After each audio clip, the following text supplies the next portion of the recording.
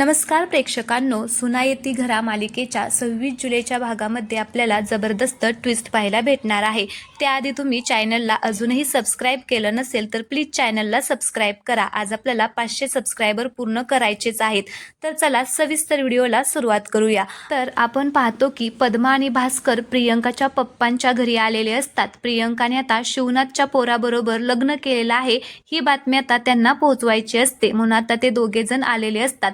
तर इकडे साखरपुड्यासाठी पाहुणे आलेले आहेत आणि प्रियंकाचे पप्पा आता त्यांच्याबरोबर बोलत असतात आणि प्रियंकाची वाट बघत असतात। तर आता पद्मा आतमध्ये येते आणि त्यांना नमस्कार करते। त्यावेळेस प्रियंकाचे पप्पा असे एकदम आश्चर्यचकित होतात आणि नमस्कार करून आता त्या दोघांना म्हणत असतात की या या या।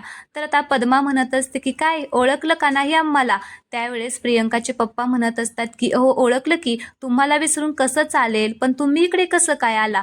त्यावेळेस पद्मा म्हणत असते की अहो काय झालं, आम्ही इकडून जरा जात होतो म्हणून म्हटलं जरा बोलावं आणि तुम्हाला भेटावं। आणि मग आता ती इकडे तिकडे पाहते तर पाहुण्यांकडे सुद्धा पाहते आणि म्हणत असते की पाहुणे आलेत वे? तर हनुमंतराव म्हणत असतात की हो पाहुणे आलेले आहेत। ते काय आज आमच्या प्रियंकाचा साखरपुडा आहे ना, त्याच्यामुळे हे पाहुणे आलेले आहेत। मग पद्मा नाटक करत म्हणत असते की काय साखरपुडा आणि तो बी तुमच्या लेकीचा? आणि मग भास्करकडे बघते आणि म्हणत असते की भास्कर, अरे यांना काहीच माहिती नाहीये। आता दोघेही एकदम आश्चर्यचकित होऊन आता बोलत असतात। तर आता पद्मा म्हणत असते की म्हणजे तुम्हाला काहीच माहिती नाहीये? अहो तुम्ही तुमच्या लेकीचा साखरपुडा करताय आणि तुमच्या लेकीने तर आधीच तिकडं लग्न करून टाकलेलं आहे। आता ज्यावेळेस पद्मा हे सगळं सांगते त्यावेळेस हनुमंतरावांच्या आणि त्यांच्या बायकोच्या पायाखालची जमीनच सरकते। दोघांनाही आश्चर्याचा धक्काच बसतो। आता सगळे पाहुणे सुद्धा आश्चर्याने पद्माकडे पाहत असतात। सगळ्यांना आता हे काय चाललेलं आहे हेच कळत नाही। ते आता एकदम असे उठूनच उभा राहतात। त्यावेळेस आता तिच्या आईची तर बोबडीच वळते, म्हणजे प्रियंकाच्या आईची तर बोबडीच वळते आणि ती म्हणत असते की अहो हे काय बोलताय, असं कसं काय तुम्ही काहीही बोलू शकता? त्यावेळेस भास्कर म्हणत असतो की ताई, म्हणजे त्या शिवनाथच्या पोराने यांच्या पोरीला पळवून आणून लग्न केलंय, ह्यांना विचारून लग्न केलेलं नाहीये। आता ते मुद्दाम काहीही ते सांगत असतात। तर सगळेजण आश्चर्यचकित झालेले असतात। आता आई तर डोक्यालाच मारून घेते। तर इकडे आता प्रियंकाच्या पप्पाला सुद्धा आता काही बोलावं काय करावं तेच कळत नाही। ते एकदम असे शॉकमध्ये गेलेले असतात आणि ते म्हणत असतात की काय लग्न, ते पण पळून जाऊन? अहो असं कसं शक्य आहे, काही काय बोलताय? अहो ती पार्लरमध्ये गेलेली आहे आणि आता तिला फोन केला होता, ती बोलली की मी आता येतच आहे म्हणून, असं तुम्ही कसं काय सांगू शकता? तर इकडे प्रियंकाची आई सुद्धा आता मोठमोठ्याने रडायला लागते। सगळेजण आता एकमेकांची तोंड बघत असतात। तिच्या पप्पांना तर काय करावं आणि काय नाही ते पाहुण्यांकडे बघतात आणि एकदम असे घाबरून गेलेले असतात। इकडे दुसरीकडे आता आपण पाहतो की श्रीधर आता रडत असतो आणि तो शिवनाथ आणि उमाला म्हणत असतो की आई अप्पा फक्त एकदा बोला ना आमच्याशी, फक्त एकदा बोला ना। आई तू तरी बोल ना ग एकदा प्रियंकाशी, अगं ती लई चांगली आहे, तू एकदा तिच्याशी बोलली ना मग तुला कळेल की ती कशी आहे ते। अगं तिचं माझ्यावरती खूप प्रेम आहे आणि आई अप्पा माझं सुद्धा तिच्यावरती खूप प्रेम आहे, एकदा तुम्ही बोला ना तिच्याशी, ती खूप चांगली मुलगी आहे हो, असं म्हणून तो खूप रडत असतो। तर आता वेदा सुद्धा हे सगळं पाहत असते। मग श्रीधर वेदाकडे पाहतो आणि म्हणत असतो की ए वेदा, तू एकदा आई अप्पांना सांग ना, ते तुझं नक्की ऐकतील आणि प्रियंकाशी ते बोलतील, एकदा बोल ना। पण आता वेदा तरी काय करणार आहे, ती काहीच बोलू शकत नाही। ती एकदम शांत उभा राहिलेली असते आणि ती सुद्धा रडत असते। तर आता श्रीधर म्हणतो की आई समजून घे ना ग मला, एकदा बोल ना माझ्याशी। तर श्रीधर आता खूपच मोठमोठ्याने रडत असतो। त्यावेळेस आता उमाला त्याचं रडणं पाहून खूप वाईट वाटतं, म्हणून ती म्हणत असते की श्रीधर बाद झालं आता, पुरे झालं, आत्तापर्यंत मी सगळं ऐकतच आले रे तुमचं, पण मी आता कोणाचंच ऐकणार नाहीये आणि मी कोणाशीच बोलणार पण नाहीये आणि कोणाचंच ऐकणार नाहीये। तर श्रीधर म्हणत असतो की आई तू तरी असं नको करू, तू तरी असं नको बोलू, मी तुझ्या पाया पडतो, पण मला माफ कर ना प्लीज, मला माफ कर आप्पा। तुम्हाला जशी या घरासाठी सून पाहिजे होती ना, अगदी प्रियंका तशीच आहे आप्पा। तुम्ही जर माझ्यासाठी कोणती पोरगी शोधली असती ना तर ती अगदी प्रियंका सारखीच असती। मी तर म्हणतोय ती प्रियंकाच असती, लय चांगली आहे हो प्रियंका, मन मिळावू आहे, स्वभावाने सुद्धा खूप चांगली आहे, खूप छान आहे प्रियंका, तुम्हाला खूप आवडेल होती आणि स्वभावाला तर ती खूप चांगली आहे। पण आता ते प्रियंकाचं एवढं सगळं सांगितलं तरी शिवनाथ आणि उमा काही त्याच्याकडे लक्षच देत नाही। मग आता तो माधवला म्हणत असतो की दाद्या तू तरी समजवणार आहे यांना, आई आईला एकदा सांग ना, तुझं ते नक्की ऐकतील आणि मला माफ कर. मला नव्हतं माहिती की तुला पाहुणे बघायला आलेले आहेत, ते पण लग्नाची बोलणी करायला आलेले आहेत. हे जर मला माहिती असतं ना तर मी असं आज नसतं केलं. प्लीज तू तरी सांगणार आहे. पण आता तो सुद्धा काहीच करत नाही. तो पण अगदी मान खाली घालूनच आता उभा राहिलेला असतो. त्यावेळेस श्रीधर म्हणतो की आप्पा करा ना मला एकदा माफ, प्लीज आप्पा, असं म्हणून आता तो खूप रडत असतो. पण कोणीच त्याच्याकडे पाहत नाही. सगळेजण फक्त शांत उभा राहिलेले असतात. त्यावेळेस प्रियंका म्हणत असते की मी शपथ घेऊन सांगते, मी हे घर कधीच तोडणार नाही. हे घर जसं होतं ना तसंच राहील. उलट आपण सगळे एकत्र आनंदाने राहू यासाठी मी प्रयत्न करेल. ज्यावेळेस आता प्रियंका असं बोलते त्यावेळेस बंटी मामाला छान वाटतं. म्हणजे बंटी मामाला ते पटतं आणि हा बरोबर बोलतीये असं त्याला वाटतं. पण आता बाकी कोणीच तिच्या बोलण्यावरती लक्ष देत नाही आणि काहीच रिॲक्ट करत नाही. तर प्रियंका म्हणत असते की खरंच मी काहीच तोडणार नाही. या घरामध्ये मी काही बदल होऊ देणार नाही. फक्त एकच बदल होईल, तो म्हणजे ह्या घरामध्ये माझी सुद्धा भर असेल, एवढंच. परत मी एकदा तुमच्यासमोर हात जोडते. तुम्हा सगळ्यांची मी माफी मागते. मला येऊ द्या ना या घरामध्ये. मला असं परत जायला नका सांगू. मला या घरामध्ये येऊ द्या. आता प्रियंका हात जोडूनच विनंती करत असते. ती म्हणत असते की मी लग्न करून आलेली आहे इथे. आता मी कुठे जाऊ? मला आता माझे बाबा सुद्धा घरामध्ये घेणार नाहीत. त्याच्यामुळे मी तुमच्यासमोर हात जोडते. मला या घरामध्ये घ्या.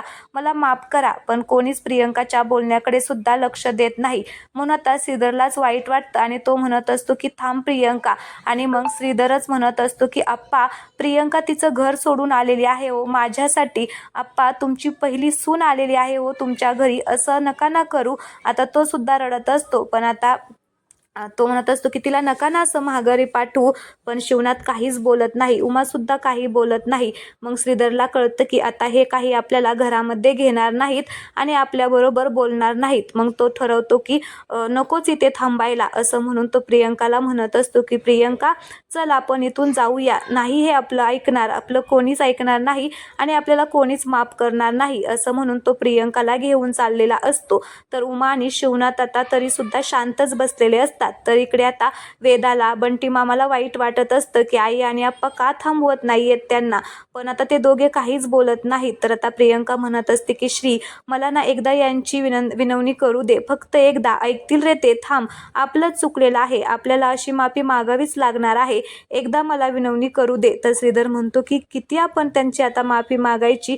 अगं नाही ऐकणार ते आपलं. चल मी सांगतोय ना, नाही ऐकणार. आता किती वेळ झालेला आहे आपण माफी मागतोय पण ते काहीच बोलत नाहीयेत आपल्याशी. या घरामध्ये आपल्यासाठी जागा नाहीये. चल इथून. असं म्हणून आता तो तिला घेऊन चाललेला असतो. तेवढ्यातच शिवनाथ उठतो आणि थांबा असं आता जोरात ओरडतो. आता शिवनाथ असं ओरडल्यामुळे सगळ्यांनाच इथे आश्चर्याचा धक्का बसतो. तर इकडे श्रीधर आणि प्रियंका लगेचच थांबतात आणि तिकडे शिवनाथकडे वळून पाहतात. शिवनाथ म्हणत असतो की आज जो काही तमाशा झालेला आहे ना त्या सगळ्याला माझा मुलगा जबाबदार आहे आणि त्याने जे काही केले ना त्यासाठी त्याला माफी कधीच मिळणार नाही. त्याने माझं वचन मोडलेलं आहे. त्यामुळे माझं वचन मोडणाऱ्याला माझ्या मनामध्ये काहीच किंमतही नाही आणि जागाही नाही. तर आता श्रीधर मात्र खाली मान घालूनच उभा असतो. तर प्रियंका सुद्धा आता खूप रडत असते. पुन्हा शिवनाथ म्हणत असतो की पण त्याचबरोबर पोरी, तू तुझं घर सोडून कायमचं निघून आलेली आहे या घरामध्ये, ते पण माझ्या पोरासाठी. त्यामुळे तू अजिबात काळजी करू नको. या घरातली माणसं तुला कधीच वाऱ्यावरती सोडणार नाही. कधीच तुला एकटीला सोडणार नाही. आता ज्यावेळेस शिवनाथ असं बोलतो त्यावेळेस उमाला आश्चर्याचा धक्काच बसतो. तर प्रियंका आणि श्रीधरला मात्र आनंद झालेला असतो. प्रियंका लगेचच श्रीधरकडे पाहते आणि हसायलाच लागते. तिला खूप छान वाटलेलं असतं शिवनाथ असं बोलल्यामुळे. इकडे बंटी मामा, वेदा सगळेच खुश होतात आणि हसायला लागतात. त्यावेळेस आता इकडे शिवनाथ म्हणत असतो की उमा, या दोघांना घरामध्ये घ्या आणि अजून एक, रीतिरिवाजाप्रमाणे पद्धतशीरपणे माप ओलांडून घरामध्ये घ्या. मग काय प्रेक्षकांनो, प्रियंका एवढी हसायला लागलेली आहे ना, एवढी खुश झालेली आहे असं आता शिवनाथचं बोलणं ऐकून. फायनली आता मी लग्न केलं आणि या घरच्यांनी मला स्वीकारलं असं आता तिला वाटायला लागलेलं आहे आणि ती खूप खुश झालेली असते. तर पुढची स्टोरी सांगतेच मी. तर तुम्ही चॅनलला सबस्क्राईब नसेल केलं तर सबस्क्राईब करा. आज आपल्याला 500 सबस्क्रायबर पूर्ण करायचेच आहेत, त्यामुळे प्लीज तुम्ही चॅनलला सबस्क्राईब करा. तर इकडे उमा लगेचच आता वेदाला खुणावून सांगते की वेदा जा आरतीचं ताट आणि मापटं घेऊन ये, म्हणजे ती सांगते वेदाला. मग वेदा पण आता खुश होते आणि लगेचच आतमध्ये जाऊन आरतीचं ताट आणि मापटं तांदळाने भरलेलं घेऊन येते आणि मग तिथे उंबऱ्यावरती ठेवते. आता श्रीधर आणि प्रियंका खूप खुश झालेले असतात, कारण आता त्यांना घरच्यांनी स्वीकारलेलं आहे म्हणून. मग आता ते मापटं ठेवते आणि मग इकडे उमाकडे पाहते आणि उमाला म्हणत असते की आई तूच येऊन ओवाळ. मग आता उमा म्हणते की बरं. आणि इकडे वेदा आता वहिनीकडे पाहते आणि ती खूप खुश झालेली असते वहिनीकडे पाहून. मग आता उमा ते ताट घेते आणि प्रियंका श्रीधरच्या जवळ जाते. आता त्या दोघांकडे ती खूपच रागाने बघत असते, पण आता तिच्याकडे सुद्धा पर्याय नसतो. त्या दोघांना आता तिला घरामध्ये घ्यावंच लागणार असतं. तर आता मग ती हळदी कुंकू लावत असते प्रियंकाला. तिला प्रियंका आवडलेली असते, पण असं पळून जाऊन लग्न केलेलं आहे, त्याच्यामुळे तिला खूप राग आलेला असतो, म्हणून ती तिच्याबरोबर अशी वागत आहे. तर आता तिला हळदी कुंकू लावून झाल्यानंतर ती श्रीधरला हळदी कुंकू लावते आणि दोघांचंही आता औक्षण करते, दोघांनाही ओवाळते. आता ती खूप रडत असते, आतून तिला खूप वाईट वाटलेलं असतं, पण आता ती तशीच त्यांना ओवाळत असते. तर प्रियंका तिच्याकडे खूप मायेने बघत असते की तिला असं वाटत असतं की एकदा तरी ह्या माझ्याशी बोलतील, पण उमा आता त्या दोघांबरोबर काहीच बोलत नाही. ती फक्त आता त्यांना ओवाळते आणि लगेचच आता तिकडे निघून जाते आणि मग वेदाला सांगत असते की तिला म्हणावं की ये ते मापटं ओलांडून. आता ती वेदाला हे सगळं बोलायला सांगते, ती काही बोलतच नाही. तर प्रियंकाला असं वाटत असतं की तिने हे सगळं सांगावं, पण उमा काही सांगतच नाही. तर इकडे बंटी मामाच म्हणतो की ए पोरी आता मापटं ओलांडून ये आणि लक्ष्मीच्या पावलांनी ह्या घरामध्ये ये, असं आता बंटी मामा प्रियंकाला सांगतो. मग प्रियंका आता बंटी मामाचं ऐकते आणि जसं बंटी मामाने सांगितलेलं आहे तसं आता उजव्या पायाने ते मापटं आता ओलांडते, म्हणजे खाली पाडते आणि आतमध्ये येते. आता ती ज्यावेळेस आतमध्ये येते त्यावेळेस उमाला तो क्षण म्हणजे खूप आनंदाने करायचा असतो, पण तिला काही तो करता आला नाही, म्हणून खूप वाईट सुद्धा वाटत असतं. शिवनाथ मात्र हे सगळं पाहत असतो. मग आता श्रीधर आणि प्रियंका आतमध्ये येतात आणि श्रीधर दोघेही आता शिवनाथच्या पाया पडायला जातात. त्यावेळेस शिवनाथ त्यांना थांबवतो आणि म्हणत असतो की माझ्या पाया कोणीही पडू नका, मी काही कोणाला आशीर्वाद देणार नाही. तुम्हाला या घरामध्ये जरी घेतलं असलं तरी तुम्ही कधीच आमचे होऊ शकणार नाही, आमच्या मनामध्ये तुम्हाला कधीच जागा मिळणार नाही. फक्त हे गावापासून आणि त्या पद्मापासून म्हणजे अपमान होण्यापासून वाचवण्यासाठी तुम्हाला घेतलेलं आहे आतमध्ये, आणि त्याच्यामुळे मी काही तुम्हाला माफ करणार नाही, असं म्हणून तो रागारागाने तिथून निघून जातो. आता तो तिथून निघून गेल्यानंतर इकडे प्रियंका ताईच्या पाया पडायला जाते आणि उमाला आई म्हणते. आता उमाला आई म्हटल्यामुळे उमाला खूपच राग येतो आणि ती म्हणत असते की ए पोरी तू मला अजिबात आई म्हणायचं नाही, मी तुझी आई नाहीये. जोपर्यंत हे तुला सून म्हणून स्वीकारत नाही तोपर्यंत तू मला आई म्हणायचं नाही आणि तू माझी कोणीच लागत नाही. जे काही तुम्ही दोघांनी केलंय ना ते खूप चुकीचं केलेलं आहे. आज ह्यांना तुम्ही खूप दुखवलेलं आहे, त्याच्यामुळे तू मला इथून पुढे आई म्हणू नको. जेव्हा हे तुला माफ करतील तेव्हा तू मला आई म्हण. आता प्रियंकाला खूप वाईट वाटतं हे सगळं असं बोलल्यामुळे. मग उमा ते आता आरतीचं ताट तिकडे मंदिरामध्ये जाऊन ठेवते, त्यातला दिवा वगैरे सगळं काढून ठेवते आणि लगेचच तिथून निघून जाते. श्रीधर आणि प्रियंका बरोबर काहीच बोलत नाही. तर आता माधव सुद्धा त्यांच्या पाठोपाठ निघून जातो, तो सुद्धा आता ह्या दोघांबरोबर काहीच बोलत नाही. तर मग बंटी मामाच आता पुढे येतो आणि म्हणत असतो की ए सुनबाई, मी जरी नात्याने ह्याचा मामा असला ना तरी मी तुझा सासराच लागणार आहे आणि काही काळजी करू नको. अगं ह्या घरामध्ये ना तुला स्वीकारतील हळूहळू. तुला माहिती आहे का, तुझ्या सासू सासऱ्यांचं पण असंच लव्ह मॅरेज झाले, म्हणजे पळून जाऊन त्यांनी सुद्धा लग्न केलेलं आहे आणि त्यांना सुद्धा कोणाचाच आधार नव्हता. त्याच्यामुळे आता तुम्हाला सुद्धा आधार जरी आता कोणाचा नसला तरी हळूहळू तुम्हाला आधार मिळेल. आणि मी माझ्या भाच्यांबरोबर ना असाच मित्रासारखा वागतो, तसंच तू सुद्धा आता माझ्याबरोबर एकदम फ्रीली राहायचं, मला जे काही असेल ते सांगायचं. तर आता प्रियंकाला छान वाटतं असं बंटी मामाचं बोलणं ऐकून. तर आता बंटी मामा म्हणत असतो की ए श्रीधर, आपल्या मामाची ओळख करून दे की, म्हणजे मी कोण आहे ते सांग की. त्यावेळेस आता श्रीधर सांगत असतो की हा आमचा मामा आहे. तर लगेच मामा म्हणतो की हा मामा नाही, मी ह्यांचा फ्रेंडच आहे. तर मग श्रीधर सांगायला लागतो मामा आहे असं तसं नाव सांगायला जातो. तेवढ्यात तो म्हणतो की थांब मीच देतो माझी ओळख करून, मी उदय शिरोळे पाटील. त्यावेळेस इकडे श्रीधर म्हणतो की उदय मग बंटी कोण आहे, बंटी मामा कोण आहे, त्यावेळेस तो मीच आहे.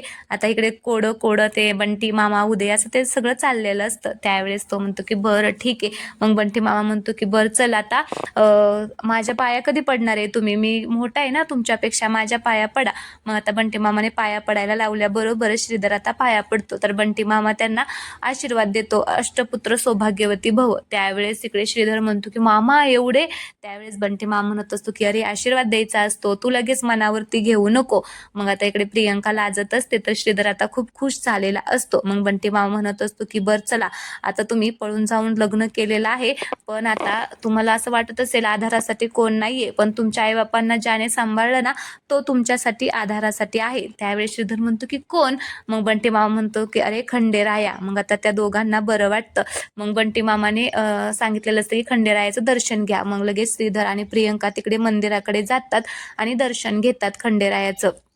त्यावेळेस आता ते दोघेही एकमेकांकडे खूप प्रेमाने बघत असतात आणि खुश सुद्धा झालेले असतात. तर श्रीधर म्हणतो की प्रियंका आता काही टेन्शन घेऊ नको, आई आप्पांनी आपल्याला घरामध्ये घेतलेलं आहे, आता हळूहळू ते आपल्याला स्वीकारतील पण, त्याच्यामुळे तू अजिबात टेन्शन घेऊ नको असं म्हणून आता तो प्रियंकाला धीर देत असतो. तर प्रियंका सुद्धा आता खूप खुश झालेली असते. मग आता ती लगेचच श्रीच्या आता पाया पडते.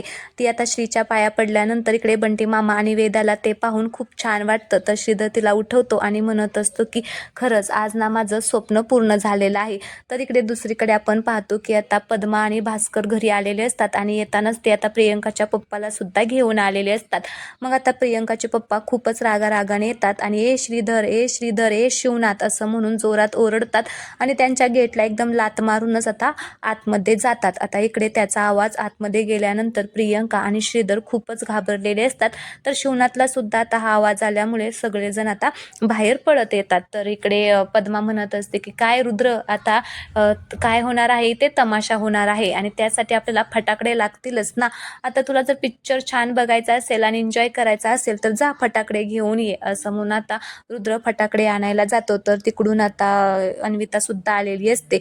मग इकडे आता प्रियंकाचे पप्पा खूपच चिडलेले असतात आणि ते म्हणत असतात की ए शिवनाथ काय आतमध्ये लपून बसलेला आहे, लवकर बाहेर ये, तुझ्या पोराने माझ्या पोरीला पळवून नेलेलं आहे, हे वेळे तुझे संस्कार ना, तुझं नाव माहिती, तुला कुळ माहिती नाही, गोत्र माहिती नाही आणि तुझ्या पोराने माझ्या पोरीला पळवून नेलेलं आहे, त्याची हिंमत कशी झाली असं म्हणून आता तू काहीही बोलत असतो. शिवनाथ आणि माधवला मात्र आता खूप राग येत असतो, कारण दरवेळेस तो नाव गोत्र याचंच आता इथे सारखं काढत असतो, त्याच्यामुळे त्या दोघांना खूप राग येत असतो. तर आता हे दोघे जण बाहेर आलेले असतात म्हणजे श्रीधर आणि प्रियंका. तर अन्विता सुद्धा आता त्या दोघांना असं लग्नाच्या पोशाखामध्ये पाहून आश्चर्यचकितच होते की अरे बापरे, हे तर लग्न करून आलेले आहेत असं तिला वाटत असतं. मग आता ते दोघे बाहेर आल्यानंतर प्रियंकाचे पप्पा पाहतात आणि म्हणत असतात की काय हे लग्न केलेलं आहे, अगं प्रियंका याने तुला भुरळ पाडली आणि तू लग्न केलं, अगं ह्यांचं फसवायचे धंदेच आहेत, श्रीमंताच्या मुलीला असं जाळ्यात ओढायचं आणि लग्न करायचं असं म्हणून आता तो चिडून श्रीधरची कॉलरच पकडतो. आता कॉलर पकडल्यामुळे इकडे सगळ्यांनाच आश्चर्याचा धक्काच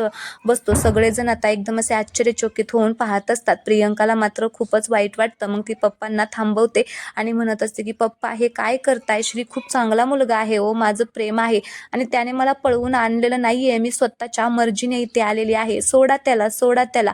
तर तिचे पप्पा म्हणतात की नाही प्रियंका, अगं याने तुला भुरळ पाडलेली आहे, हा चांगला मुलगा नाहीये, ह्यांचं खानदानच असं आहे, अगं ह्या खानदानामध्ये असंच ट्रेनिंग दिलं जातं, ह्या घरामध्ये पोरी पळवून आणायचंच ट्रेनिंग दिलं जातं आणि त्याच्यामध्ये तुझा बळी आता गेलेला आहे, असं काय करते, हा मुलगा चांगला नाहीये. शिवनाथ पण आता हे सगळं ऐकत असतो आणि त्याला खूप वाईट वाटत असतं, पण आता उमा आणि दोघं फक्त आता सहन करत असतात. तर चला प्रेक्षकांनो, आजचा भाग येथेच संपलेला आहे. पुढील भागामध्ये आपण पाहणार आहोत की प्रियंकाचे पप्पा आता शिवनाथला काहीही बोलत असतात. तर मग प्रियंकाला राग येतो आणि प्रियंका म्हणत असते की पप्पा ते आता माझे सासरे आहेत आणि माझ्या सासऱ्यांना बोललेलं मी खपून घेणार नाही, त्यांचा अपमान झालेला मला सहन होणार नाही, त्याच्यामुळे तुम्ही आत्ताच्या आत्ता इथून जावा असं आता ती म्हणत असते. तर इकडे दुसरीकडे रोशन असतो, तो आता एका दुसऱ्या मुलीबरोबर आता बोलत बसलेला असतो आणि तो म्हणत असतो की ती अन्विता आहे ना, पैशाचं ATM आहे, तिच्या तिच्याकडूनच ते पैसे काढायचे आणि एन्जॉय करायचा. आता हे सगळं राघव ऐकतो आणि मग त्याला खूपच राग येतो रोशनचा आणि तो त्याला म्हणत असतो की आता एक शब्द जरी पुढे बोलला ना बघ, असं म्हणून तिथे त्या दोघांचं चाललेलं असतं. तर इकडे उमा आणि शिवनाथ त्यांच्या रूममध्ये बसलेले असतात. त्यावेळेस उमा शिवनाथला म्हणत असते की आपण आपल्या सुनांना समजून सांगायला पाहिजे आणि नीट वागा, हे घर तोडू नका असं समजून सांगायला पाहिजे. त्यावेळेस शिवनाथ म्हणत असतो की अगं आपण आपल्या पोरांना काय काय सांगितलं होतं आणि किती सांगितलं होतं, त्यांनीच ऐकलं नाही तर सुना काय आपलं ऐकणार आहेत. तर चला, आजचा हा भाग तुम्हाला आवडला असेल तर व्हिडिओला लाईक करा आणि चॅनलला सबस्क्राईब करा. धन्यवाद.